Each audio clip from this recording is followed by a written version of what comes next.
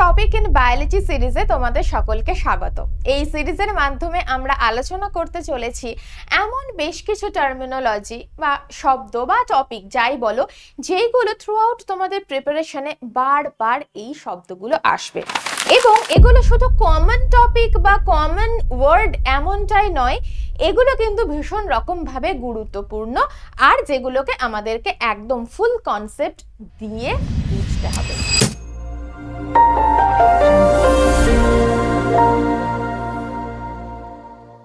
বোঝা গেল?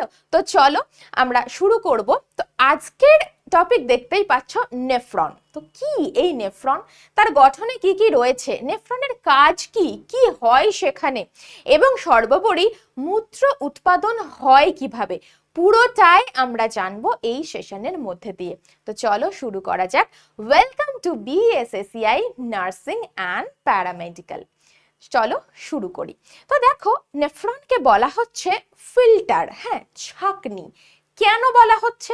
কারণ এই নেফ্রনেই যে ঘটনাটা ঘটে, আমাদের এই যে রক্তের পরিশ্রুতকরণটা এই নেফ্রনেই ঘটে।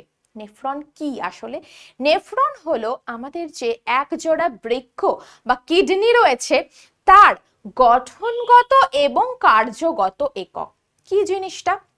অর্থাৎ আমাদের যে কিডনি, সেই কিডনি তৈরি হয়েছে এই প্রচুর এরকম নেফ্রন নিয়ে, গঠনগত। এবং কিডনির যদি কাজ দেখো, কি কাজ? মূত্র উৎপাদন করা, তাই না? আমাদের শরীরের যে ওয়েস্ট ম্যাটেরিয়াল রয়েছে, মেটাবলিক ওয়েস্ট, হ্যাঁ, বিপাকজাত যে বর্জ্য পদার্থ, সেগুলো শরীর থেকে বের হয়ে যাবে। যেগুলো বের না করলে তো টক্সিসিটি হয়ে যাবে, তাই না? তো নাইট্রোজেনাস যে রেচন পদার্থগুলো শরীর থেকে বের করতে হবে, সেই কাজটাই ঘটে এই কিডনির মাধ্যমে। তো সেই কিডনির হয় কোথায়? এই নেফ্রনের মধ্যেই সেই সমস্ত কাজ হয়। তো সেই জন্য নেফ্রন হলো আমাদের বৃক্কের কার্যগত একক। বোঝাতে পারলাম? এবার চলে এসো, দেখো দুটো খুব কাছাকাছি টার্ম, নেফ্রন অ্যান্ড নিউরন। অনেক সময় এক্সাম প্রেশার যেহেতু থাকে, তাই না, টাইমে ব্যাপার থাকে, টেনশন একটা কাজ করে, অনেক সময় তোমরা নেফ্রন আর নিউরন দুটো যেহেতু কাছাকাছি শুনতে লাগে, অনেক সময় গুলিয়ে ফেলো। ঠিক আছে, গুলিয়ে ফেলো বলতে উত্তর হবে হয়তো নেফ্রন, নিউরন সামনে পেয়ে তোমরা উত্তর করে দিয়ে এসো। ওই জায়গাটা কিন্তু ভালো করে মাথায় রাখবে। নেফ্রন আমরা দেখলাম বৃক্কের গঠনগত এবং কার্যগত একক, আর নিউরন হয়ে যাবে আমাদের নার্ভাস সিস্টেমের। ঠিক আছে, আমাদের যে স্নায়ুতন্ত্র রয়েছে, সেই স্নায়ুতন্ত্রের গঠনগত এবং কার্যগত একক হলো নিউরন বা স্নায়ুকোষ। বোঝা গেল? চলো আজকের বিষয় আমাদের নেফ্রন দেখে নিই। তো নেফ্রন থাকে কোথায়? জেনে গেছো, বৃক্কে পাবো কতগুলো। দেখো, প্রতিটা বৃক্কে প্রায় 10 লক্ষ করে নেফ্রন থাকে। তাহলে দুটো বৃক্ক আমাদের রয়েছে, দুটো কিডনি রয়েছে, তাহলে টোটাল 20 লক্ষ নেফ্রন প্রায় আমাদের রয়েছে। প্রতিটা বৃক্কে 10 লক্ষ করে নেফ্রন থাকে, মনে থাকবে? তো টোটাল আমরা যদি দেখি 20 লক্ষ। সংখ্যাটা অবশ্যই ভ্যারি করে বা সবাই ফাংশনাল নয়, এরকম মানে সবাই মানে আমাদের বলা হয় কি যে আমাদের নর্মাল যে ফাংশন, কিডনি ফাংশন চালনা করার জন্য যে নেফ্রনগুলোকে কাজ করতে হয়, মোটের ওপর একটা কিডনি কিন্তু চালিয়ে নিতে পারে কাজ, দুটো কিডনির দরকার হয় না, এরকমটা বলা হয়। অর্থাৎ দেখবে না, কিডনি অনেক সময় ডোনেট হয়, তো একটা কিডনি যদি ডোনেট করেও দেওয়া হয়, আর একটা কিডনি যখন থাকবে সেটা দিয়েই কিন্তু সেটা স্বাভাবিক কাজ চালিয়ে নিতে পারে। তাহলে বোঝা গেল? তাহলে দেখলাম আমরা কি 10 লক্ষ 10 লক্ষ 20 লক্ষ টোটাল আমাদের নেফ্রন থাকে। চলে এসো এবার দেখবো যে নেফ্রন জিনিসটা কি, তার গঠনে কি কি রয়েছে। দেখতেই পাচ্ছ খুব সুন্দর একটা ছবি এখানে দেওয়া রয়েছে, এটাই হলো নেফ্রন। একদম ছোটবেলা থেকে, তাই না, তোমরা তো ছোটই, আমাদের বলে বলে অভ্যেস হয়ে গেছে যে কি আমরা যখন কি ক্লাস 9-10-এ পড়ি, তাই না, একদম কি করে এই যে নেফ্রনের চিহ্নিত চিত্র অঙ্কন করো, আসে না পরীক্ষায়? তো তাহলে নেফ্রন কিন্তু আমরা বহুবার এঁকেছি, সেই নেফ্রন নিয়ে কিন্তু আজ আমরা পড়াশুনো করছি।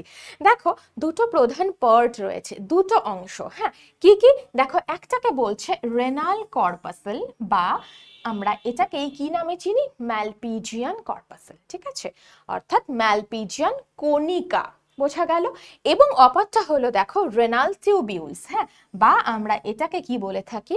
যে বৃক্কীয় নালিকা। তাহলে দুটো অংশ পেলাম, একটা হলো ম্যালপিজিয়ান কর্পাসেল বা ম্যালপিজিয়ান কণিকা, এবং অপরটি হলো রেনাল টিউবিউলস বা আমরা কি বলি? বৃক্কীয় নালিকা।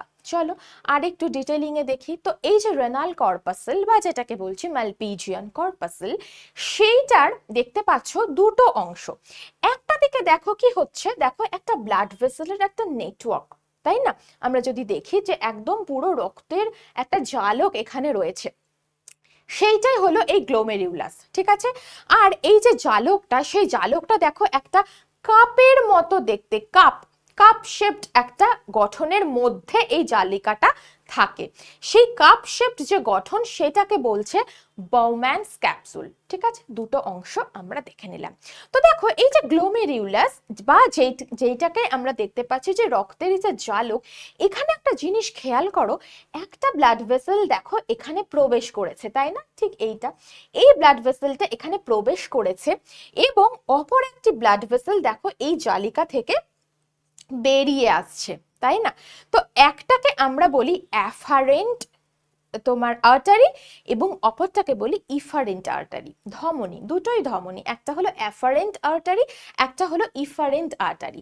তো জিনিসটা হয় কি, দেখো আমাদের এই যে ব্লাড সার্কুলেশন হচ্ছে আমাদের শরীরের প্রত্যেকটা অঙ্গ প্রত্যঙ্গের মধ্যে দিয়ে রক্তটা কি করছে, একবার করে ঘুরে যাচ্ছে। তো এই বৃক্ক হয়ে যখন ঘুরে যায় রক্তটায়, বৃক্ক হয়ে যখন যায়, এই আর্টারির মধ্যে দিয়ে ব্লাড এই ছাঁকনিতে প্রবেশ করে আবার এই অপর আর একটা ইফারেন্ট আর্টারি যেটাকে বলছি সেটা দিয়ে রক্তটা আবার বেরিয়ে আসে, বুঝলে? এই ঘটনাটা ঘটে। এইবার লক্ষ্য করার বিষয় হলো, দেখো যেই ব্লাড ভেসেলটা বা যেই ধমনীটা দিয়ে রক্তটা প্রবেশ করছে এই নেটওয়ার্কে, সেইটা দেখো অনেকটা বেশি চওড়া না? অনেকটা, সেই পাইপটা, তাই না? পাইপটা অনেকটা বেশি মোটা, তাই না? কিন্তু কার থেকে, যেই পাইপটা দিয়ে রক্তটা আবার ফিরে যাচ্ছে, বেরিয়ে আসছে, সেইটার তুলনায় অনেকটা বেশি মোটা। এটাকে খেয়াল করেছো কেন এরকম? দেখো, অর্থাৎ এখানে ঘটনাটা কি ঘটছে, এটা হচ্ছে একটা ছাঁকনি, ছাঁকনির মতো কাজ, ফিল্ট্রেশন এখানে হয়।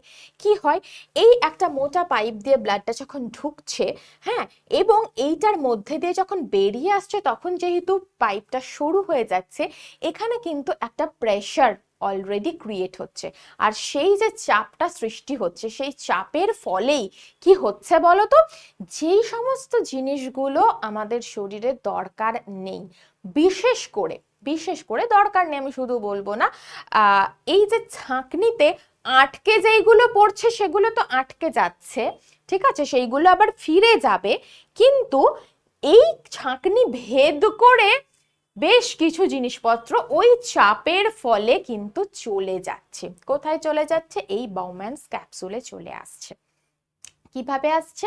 ওই যে প্রেশারটা ক্রিয়েট হলো, বোঝা গেল? তাহলে এইটা কিন্তু তোমাদেরকে মনে রাখতে হবে যে গ্লোমেরিউলাসে যেই আর্টারিটা প্রবেশ করলো সেটার কিন্তু ব্যাস, সে বা ব্যাসার্ধ যেইটাই বলো, সেটা কিন্তু বেশি।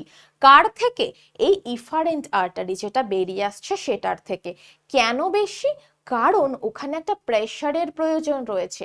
এই ঘটনাটা ঘটার ফলে বা এই স্ট্রাকচারাল এই জিনিসটা থাকার জন্যই কি হয় বলতো, এখানে একটা চাপ সৃষ্টি হলো, আর ওই চাপের ফলে কি হলো, বেশ কিছু জিনিস এই এখানে আটকে তো পড়লো, কিন্তু বেশ কিছু জিনিস আবার এই কাপ শেপড যে গঠন সেইটাতে চলে গেল, ছাঁকনির মতো এখানে কিন্তু চলে গেল, যেটা গেল সেটাকেই আমরা বলি কি, ফিল্ট্রেট, ঠিক আছে? ফিল্ট্রেশন এখানে হলো, মনে রাখবে এখানে হয় আলট্রা ফিল্ট্রেশন, পরিস্রাবন, ঠিক আছে? তাহলে দুটো আমরা স্ট্রাকচার দেখলাম রেনাল কর্পাসেল বা ম্যালপিজিয়ান কর্পাসেলে। একটা হলো এই রক্তের জালক যেটাকেই বলছি গ্লোমেরিউলাস। তাহলে গ্লোমেরিউলাসে কি হয় মনে থাকবে?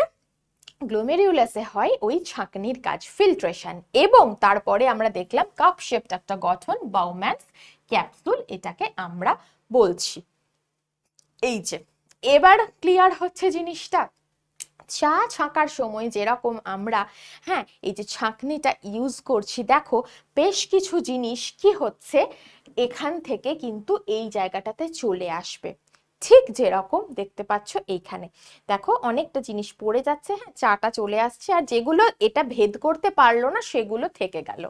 এখানে যেরকম চা পাতা, আদা যাই বলো সেগুলো আটকে পড়ে, ঠিক একই রকম ভাবে এই যে ছাঁকনি, এই ছাঁকনিতেও বেশ কিছু জিনিস আটকে পড়ে। তারা কারা?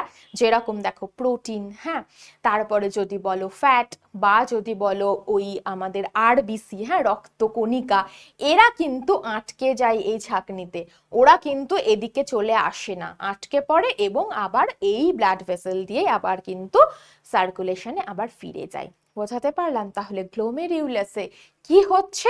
ফিল্ট্রেশন হচ্ছে। ফিল্ট্রেশনের ফলে যে বস্তুটা আমরা পেলাম চায়ের সাথে যদি তুলনা করি, সেটা হয়ে গেল গ্লোমেরিউলার ফিল্ট্রেট। ক্লিয়ার? চলো নেক্সট দেখে নাও, আমরা দেখব রেনাল টিউবিউলস, বা আমরা যদি বলি বৃক্কীয় নালিকা। ঠিক আছে, তাহলে দেখো এই যে গঠনটা এটা আমরা পড়ে নিলাম, হ্যাঁ গ্লোমেরিউলার এবং হচ্ছে কি আমাদের বলো বাউম্যান্স ক্যাপসুল আমরা পড়ে ফেলেছি। পরবর্তী যে গঠনটা রয়েছে সেইটাকে আমরা কি বলি? আমরা বলি বৃক্কীয় নালিকা বা রেনাল টিউবিউলস। ঠিক আছে, তো এখানে কি কি রয়েছে দেখো, ঠিক গ্লোমেরিউলার বা যদি বলো যে ম্যালপিজিয়ান কণিকার কাছের একটা অঞ্চল, সেই অঞ্চলে দেখো অনেক পেঁচিয়ে পেঁচিয়ে রয়েছে গঠনটা। ঠিক আছে, তো পেঁচিয়ে যা কিছু থাকে সেটাকে বলি কনভলিউটেড। ঠিক আছে, পেঁচানো রয়েছে, হ্যাঁ কনজেস্টেড হয়ে রয়েছে পেঁচিয়ে, সেটাকে বলি কনভলিউটেড। তো একই রকম ভাবে এখানে আমরা দেখছি কনভলিউটেড টিউবিউল, এবং সেটা যেহেতু এই ম্যালপিজিয়ান কণিকার কাছে রয়েছে, একে আমরা বলি প্রক্সিমাল কনভলিউটেড টিউবিউল। ঠিক আছে, নিকটবর্তী সংবর্ত নালিকা। ক্লিয়ার? তাহলে দেখো এতদিন হয়তো তোমরা পড়েছো পিসিটি, ডিসিটি, এগুলো শুধু পড়েছো, কেন এরকম নাম হলো বা কোনটা পিসিটি কোনটা ডিসিটি এইগুলো মনে রাখতে দেখো অসুবিধে হতো। আশা করি যেইভাবে ভেঙে আমি বলে দিলাম এবার কিন্তু আর অসুবিধে হবে না। ঠিক আছে, তাহলে প্রক্সিমাল কেন? কারণ এর কাছাকাছি রয়েছে না, এই যে তোমার ম্যালপিজিয়ান কণিকা তার কাছাকাছি রয়েছে, তো সেই জন্য প্রক্সিমাল নিকটবর্তী, পেঁচিয়ে রয়েছে তাই কনভলিউটেড, আর নালিকা সেই জন্য টিউবিউল। তাহলে সবার প্রথমেই আমরা দেখে নিলাম পিসিটি বা প্রক্সিমাল কনভলিউটেড টিউবিউল। এবার দেখো এই অংশটার পরবর্তী একটা অংশ দেখতে পাচ্ছ, হ্যাঁ একটু সরু হয়েছে, সাথে কি হয়েছে দেখো জিনিসটা ইউ শেপ নিয়েছে, তাই না? হেয়ার পিনের মতো বা ইউ শেপ নিয়েছে। এই গঠনটার নাম আমরা বলে থাকি কি লুপ অফ হেনলে বা হেনলি লুপ। ঠিক আছে, কোন অংশটা? এই যে অংশটা দেখতে পাচ্ছ ইউ শেপড নিয়েছে। এবার দেখো লুপ অফ হেনলেতে কি আমরা পাচ্ছি, দেখো একটা বাহু, হ্যাঁ এর একটা আর্ম দেখো নিচের দিকে নামছে। ঠিক আছে, সেটাকে আমরা বলবো ডিসেন্ডিং আর্ম, যেটা নিচের দিকে নামছে, এবং তারপরে এই যে ইউটা হলো, তারপরে দেখো একটা আর্ম ওপর দিকে উঠছে, তাই না? সেটাকে আমরা তখন বলবো অ্যাসেন্ডিং আর্ম। বোঝা গেল? তাহলে লুপ অফ হেনলেতেও একটা হলো কি যেটা নিচের দিকে নামছে নিম্নমুখী, সেটাকে বললাম কি আমরা ডিসেন্ডিং আর্ম, আর যেটা ঊর্ধ্বমুখী সেটাকে বললাম অ্যাসেন্ডিং আর্ম। ক্লিয়ার? চলো নেক্সট দেখে নাও, আবারও এই লুপ অফ হেনলে শেষ হওয়া মাত্রই আবারও রেনাল টিউবিউলটা দেখো আবারও পেঁচিয়ে পেঁচিয়ে রয়েছে, তার মানে এটাকেও আমরা বলতে পারি কি কনভলিউটেড টিউবিউল। এবার দেখো এই যে টিউবিউল এটা কিন্তু এর থেকে অনেকটা দূরের আছে, তাই না? তো সেই জন্য দূরে যেহেতু আছে সেই জন্যই এটাকে আমরা বলছি ডিস্টাল কনভলিউটেড টিউবিউল বা দূর সংবর্ত নালিকা। বোঝাতে পেরেছি? তাহলে দেখো লুপ অফ হেনলের পরের যে অংশটা রেনাল টিউবিউলসের, সেটাকে আমরা কি বলছি? Distal convoluted tubule. ডান। এই হয়ে গেল আমাদের একটা নেফ্রনের অংশ। বোঝাতে পারলাম? একটা নেফ্রনের যদি অংশ বলো, এইগুলোই কি কি রয়েছে? ম্যালপিজিয়ান কণিকা, পিসিটি, লুপ অফ হেনলে এবং ডিসিটি, এই হয়ে গেল একটা নেফ্রনের অংশ। ম্যাম তাহলে এখানে তো কালেক্টিং ডাক্ট লেখা রয়েছে, সেটা কি? দেখো কালেক্টিং ডাক্টের গঠনটা ভালো করে খেয়াল করো। দেখো এখান থেকে এই এই যে এই নেফ্রনটা এসে এখান থেকে জুড়েছে, এই যে একটা শাখা প্রশাখা দেখতে পাচ্ছ, এখান থেকেও কিন্তু অপর একটা নেফ্রন, ঠিক আছে, সে এসে জুড়েছে।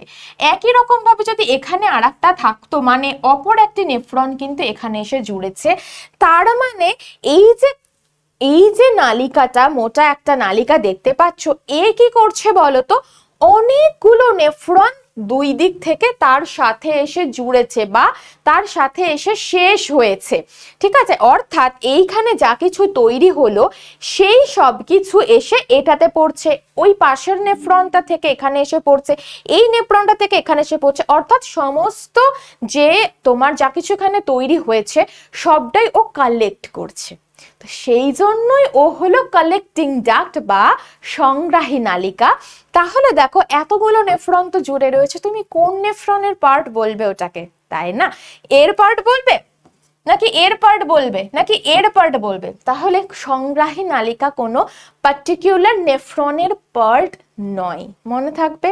নেফ্রনের যদি অংশ আমাদেরকে বলে অবশ্যই করে কি কি হবে, ম্যালপিজিয়ান কর্পাসেল, যার মধ্যে আমরা পাচ্ছি গ্লোমেরিউলাস এবং বোম্যান্স ক্যাপসুল, তারপরে হচ্ছে পিসিটি, তারপরে হচ্ছে লুপ অফ হেনলে এবং তারপরে হচ্ছে ডিসিটি। এই হয়ে গেল একটা নেফ্রনের অংশ, ঠিক আছে। সাথে আমরা কি পাচ্ছি, সাথে আমরা দেখতে পাচ্ছি সংগ্রাহী নালিকা বা কালেক্টিং ডাক্ট, যে কি না কি করছে, অনেকগুলো নেফ্রন থেকে ও কালেক্ট করছে, ঠিক আছে, বোঝা গেল। এবার চলে এসো কাজ। তো ইউরিন ফর্মেশন দেখো অলরেডি আমরা ছাঁকনির কাজ অবধি দেখে নিয়েছি, যেখানে কি হচ্ছে আলট্রা ফিল্ট্রেশন। তো সবার প্রথমে কি রয়েছে, আলট্রা ফিল্ট্রেশন, যেটা অলরেডি আমরা দেখে নিয়েছি কিসে, গ্লোমেরিউলাসে হচ্ছে, তাই না? তো তিনটে ধাপে হয় এই ইউরিন ফর্মেশনের কাজ। হলো কি কি, একটা দেখো আলট্রা ফিল্ট্রেশন বা পরা পরিস্রাবণ, ঠিক আছে। নেক্সট দেখো সিলেক্টিভ অ্যাবজর্পশন বা তুমি এটাকে বলতে পারো যে নির্বাচিত, হ্যাঁ, সিলেক্টিভলি, তাই না, যে সবাই যে কোনো কিছু রিঅ্যাবজর্পশন বা পুনঃশোষণ হবে না, সিলেক্টিভ কিছু জিনিসের আবার পুনঃশোষণ ঘটবে, বোঝা গেল। নেক্সট দেখো 3 নম্বরে টিউবিউলার সিক্রেশন, বা এটাকে বলতে পারো কি যে কোনো কিছু আবার সিক্রিট করবে। এই তিনটে ঘটনার মধ্যে দিয়ে আমাদের নেফ্রনে কি হচ্ছে, ইউরিন ফর্মেশন হচ্ছে। বোঝাতে পারলাম? চলো একটা একটা করে দেখি তিনটে ফেজ। তাহলে আলট্রা ফিল্ট্রেশন অলরেডি আমরা বলে ফেলেছি যে কোথায় হবে, অবশ্যই করে গ্লোমেরিউলাসে হবে। কি হবে, গ্লোমেরিউলাসের যে বেশি ব্যাসযুক্ত, হ্যাঁ, যে তোমার অ্যাফারেন্ট আর্টেরিওল আমরা যদি বলি, তার মধ্যে দিয়ে ব্লাডটা আসবে, সেই গ্লোমেরিউলাসের যে ছাঁকনি ক্যাপিলারি রয়েছে সেখানে, সেই ছাঁকনিতে কি হবে, সেখানে ছাঁকনির কাজটা হবে, ছেঁকে নেওয়া হলো, ওটাকেই আমরা বলছি পরা পরিস্রাবণ, তাই না? একটা প্রেশার ক্রিয়েট হলো, অর্থাৎ ব্লাডটা যে ইফারেন্ট আর্টারিওল দিয়ে যখন বেরিয়ে যাবে সেটা তো অনেকটা কি, অনেকটা সরু সেটা, তো সেখানে কি হলো, আলট্রা ফিল্ট্রেশনটা এইভাবেই হবে। দেখতে পাচ্ছ এবার ওই ছাঁকনিতে আটকে কেকে যাবে বলো তো, দেখতে পাচ্ছ অনেক পোর রয়েছে, তাই না, ছোট্ট ছোট্ট ছিদ্র রয়েছে।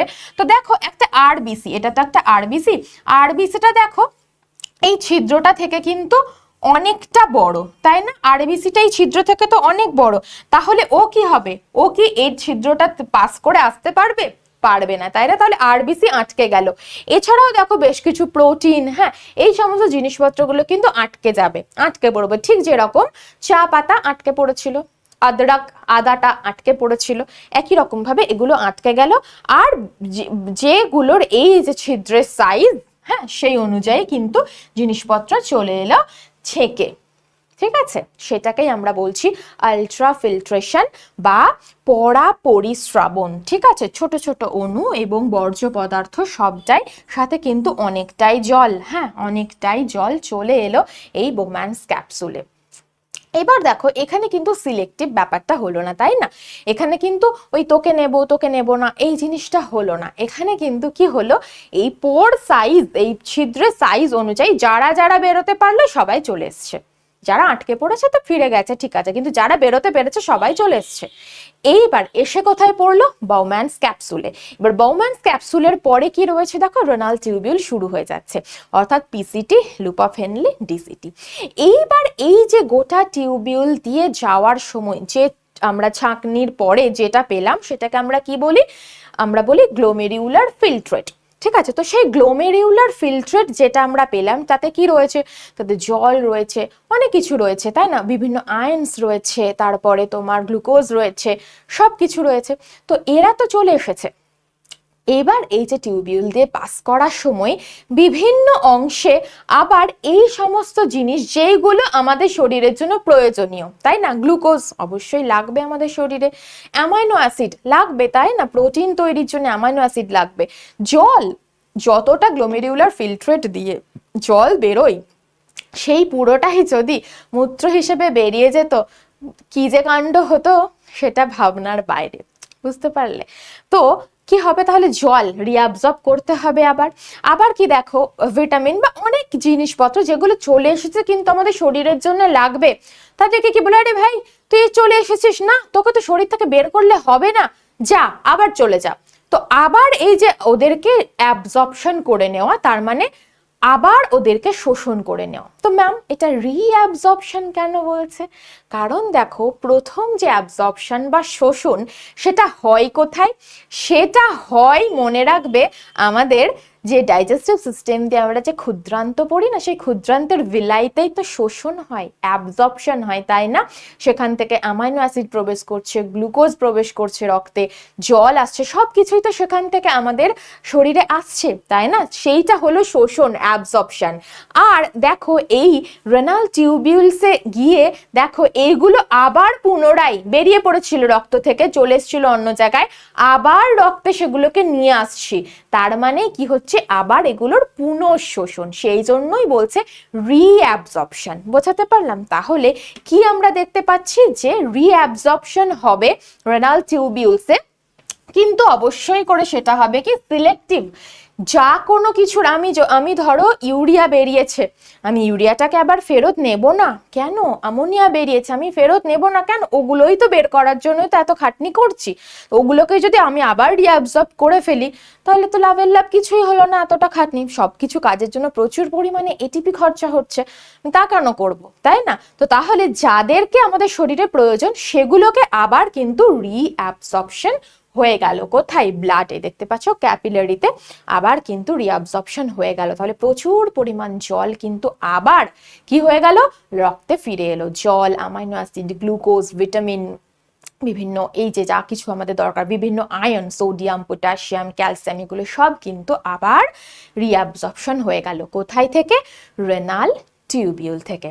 বোঝাতে পারলাম? তাহলে আমরা দেখে নিলাম দুটো স্টেপ আমাদের হয়ে গেল, একটা হয়ে গেল কি আলট্রাফিল্ট্রেশন, একটা হলো রেনাল রিঅ্যাবজর্পশন। ডান।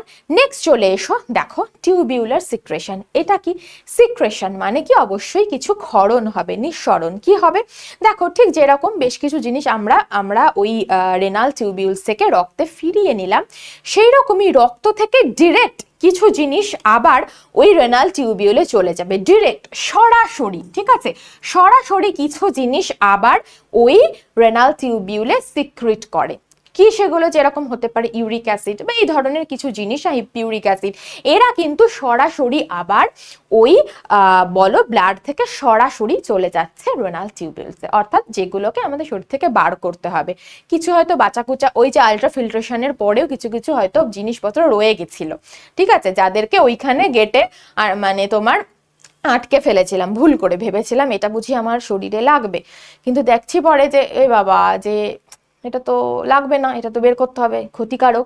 তখন আবার কি করা হচ্ছে, তখন এই কি করা হলো, দেখো ওগুলোকে আবার দিয়ে দেওয়া হলো কোথায়, ওই রেনাল টিউবিউলে আবার এগুলোকে ফিরিয়ে দেওয়া হলো। এটাকে আমরা কি বলছি, এটাকে আমরা বলছি দেখো টিউবিউলার সিক্রেশন। কি হচ্ছে, কিছু অতিরিক্ত বর্জ্য পদার্থ রক্ত থেকে সরাসরি রেনাল টিউবিউলে নিঃসৃত হচ্ছে। আর এই যে ঘটনাটা ঘটে গেল সবটাই কোথায় হলো, রেনাল টিউবিউলসে হয়ে গেল, এবং আলটিমেটলি দেখো আমরা যেটা পেলাম সেটাই হলো মূত্র বা ইউরিন। ঠিক আছে, দেখো সবার প্রথম যেটা ঘটনা, আলট্রাফিল্ট্রেশন কোথায় হয়েছে তোমরা জানো যে ম্যালপিজিয়ান কর্পাসেলে হয়েছে, গ্লোমেরিউলাসে হয়েছে। নেক্সট দেখো যে তোমার বলো রিঅ্যাবজর্পশনটা, জল রিঅ্যাবজর্পশন হলো, বিভিন্ন আয়ন্স রিঅ্যাবজর্পশন হলো, গ্লুকোজ সোডিয়াম সব কিছু যে আবার ফিরে গেল তাই না ব্লাডে, সেই অ্যাবজর্পশনের রিঅ্যাবজর্পশনের জায়গাটা কোথায় হলো দেখো রেনাল টিউবিউলে। এবং একই রকম ভাবে এই রেনাল টিউবিউলে আবার কি হলো, সিক্রেশনও হলো, কিছু জিনিস সরাসরি সরাসরি চলে গেল আবার ওই টিউবিউলস, এবং আলটিমেটলি আমরা পেলাম কি, আমরা পেলাম হলো ইউরিন বা মূত্র, যার মধ্যে কি রয়েছে, যার মধ্যে প্রধান উপাদান হয়েছে ইউরিয়া। আমরা হলাম ইউরিওটেলিক অ্যানিমাল, আমরা আমাদের যে মেটাবলিক ওয়েস্ট, নাইট্রোজেনাস ওয়েস্ট হিসেবে আমরা কাকে বের করছি শরীর থেকে, ইউরিয়াকে বের করছি। সেই ইউরিয়া ইউরিন রূপে, হ্যাঁ ইউরিনের মধ্যে দিয়ে আমরা ইউরিয়া ত্যাগ করছি, সেখানে অ্যামোনিয়া পাবে, ক্রিয়েটিনিন পাবে, এই সমস্তগুলো পাবে, হ্যাঁ এবং সাথে জল, তাই না, মডারেট অ্যামাউন্টের জল কিন্তু আমরা বের করছি। এই যে জিনিসটা এটা হয়ে গেল ইউরিন। তো দেখবে এক্সক্রিটরি সিস্টেম যখন আমরা পড়বো তখন দেখবে এই জিনিসগুলোকে আরো ডিটেলিংয়ে পড়বো, হ্যাঁ যে ইউরিনের আমরা যে কি বলবো, ইউরিনের এই উপাদান যেগুলো ইউরিনে থাকবে এবং কিছু অস্বাভাবিক উপাদান ইউরিনের, সেগুলো কি, যেরকম এই যে গ্লুকোজকে আমরা রিঅ্যাবজর্পশন করে নিয়েছিলাম কিন্তু দেখা যাচ্ছে ইউরিনে গ্লুকোজ থাকছে, হ্যাঁ সেটা একটা তাহলে ডিসঅর্ডার, ডায়াবেটিস মেলিটাসে গ্লাইকোসুরিয়া, আমরা পড়বো এগুলো পরে, ঠিক আছে। তখন দেখবো ইউরিনের মাধ্যমে গ্লুকোজ বেড়ে যাচ্ছে, অর্থাৎ ব্লাড গ্লুকোজ লেভেল প্রচুর হাই, প্রচুর, ঠিক আছে, বোঝা গেল। তো এই জিনিসগুলোকে নিয়ে আমরা আরো ডিটেলিংয়ে পরে পড়বো। আজকে আমরা মোটের ওপর গোটা নেফ্রন রিলেটেড জায়গাটা আমরা দেখে নিলাম যে মূত্র তৈরি কিভাবে হলো। এবার দেখো এই যে সংগ্রাহী নালিকার ঘটনাটা বলেছিলাম যে মূত্র যখন তৈরি হয়ে গেল অনেকগুলো নেফ্রন থেকে, দেখতে পাচ্ছ এইটা থেকে, এই নেফ্রন থেকে এলো, এই নেফ্রন থেকে এলো, সংগ্রাহী নালিকাতে আলটিমেটলি কালেক্ট করলো, ঠিক আছে। কালেক্ট করার পর যেটা হলো দেখো এইখান থেকে শুরু হয়ে গেল কি, এই যে গঠনটা এটাকে আমরা বলি গোবিনী, ইউরেটার। তো এই গোবিনীর মাধ্যমে এই যে ইউরিনটা চলে এলো কোথায়, দুটো বৃক্ক থেকেই এই ইউরিনটা আলটিমেটলি এসে গেল কোথায়, মূত্রথলি, ইউরেথ্রার মধ্যে, ঠিক আছে। এবার এই মূত্রথলিতে ইউরিন জমা থাকবে, আমরা সময় সুযোগ অনুযায়ী আমরা মূত্র ত্যাগ করব এবং আমাদের এক্সক্রিটারি কি বলবো ওয়েস্ট অর্থাৎ রেচন, আমরা রেচন ক্রিয়া সম্পন্ন করব, বোঝা গেল। তাহলে দেখো যে মূত্রটা তৈরি হয়েছিল সেটা কোথায় এলো, প্রথমে আসবে কালেক্টিং ডাক্ট, সংগ্রাহী নালিকা, তাই না। তারপরে দেখো রেনাল পেলভিস, এই যে জায়গাটা এইটা হয়ে গেল রেনাল পেলভিস, ঠিক আছে। তারপরে দেখো ইউরেটার বা গোবিনী, এই যে নালিকাটা দুটো বৃক্ক থেকে বেরিয়ে আসবে সেটা হয়ে গেল ইউরেটার বা গোবিনী, এবং আলটিমেটলি দেখো ইউরিনারি ব্ল্যাডার বা মূত্রথলি, এই যে মূত্রথলিতে এসে জমা রইল, এবং এইটা যেটা দেখছো ইউরেথ্রা, ঠিক আছে। এইটা হয়ে গেল কি, এটা হয়ে গেল দেখো মূত্র নালী, ইউরেথ্রা আমরা বলছি, আর মূত্রথলি হলো ইউরিনের ব্ল্যাডার। তো এই যে ইউরেথ্রার মধ্যে দিয়ে আলটিমেটলি কি হবে, মূত্রটা আমাদের শরীর থেকে বেরিয়ে যাবে, ঠিক আছে, মূত্র নালী যেটাকে বলছি, বোঝা গেল। তাহলে এইভাবে কি হচ্ছে আমাদের শরীরে মূত্র উৎপাদন এবং কি হচ্ছে শরীর থেকে বেরিয়ে যাওয়া। তো এইরকমই আজকে আমরা দেখো আমরা নেফ্রন নিয়ে সমস্যাটা পড়ে নিলাম। এইরকমই আরও যদি বিভিন্ন টপিক নিয়ে তোমরা আলোচনা পেতে চাও অবশ্যই আমাদের চ্যানেলকে ফলো রেখো, বিএসএসসিআই নার্সিং অ্যান্ড প্যারামেডিক্যাল, এই চ্যানেলকে অবশ্যই তোমরা ফলো করে নিও, যারা যারা এখনো সাবস্ক্রাইব করোনি অবশ্যই সাবস্ক্রাইব করে নিও। এই চ্যানেলে আমরা এনএম জিএনএম নার্সিং রিলেটেড, হ্যাঁ নার্সিং রিলেটেড যে কোনো কিছু আপডেটস বলো, বিভিন্ন ধরনের যে বিভিন্ন টপিক নিয়ে আলোচনা সব কিছুই আমরা এখানে নিয়ে আসি।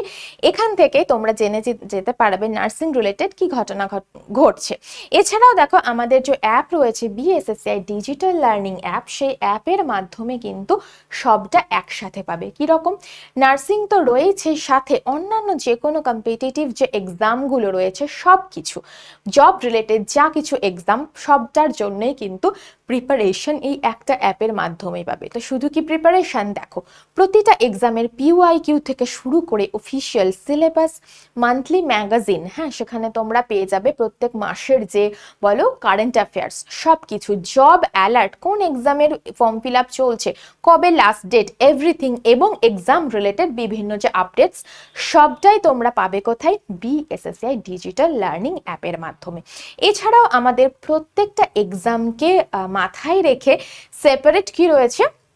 ইউটিউব চ্যানেল রয়েছে। দেখো যেরকম তোমাদের এনএম জিএনএম এর জন্য কি রয়েছে যে BSSI নার্সিং অ্যান্ড প্যারামেডিক্যাল, একই রকম ভাবে দেখো আমাদের যারা ব্যাংকিং এর এক্সাম দেবে তাদের জন্য দেখো রয়েছে BSSI ব্যাংকিং, যারা পুলিশ এবং ডিফেন্সের এক্সামগুলো দেয় তাদের জন্য দেখো রয়েছে BSSI পুলিশ অ্যান্ড ডিফেন্স।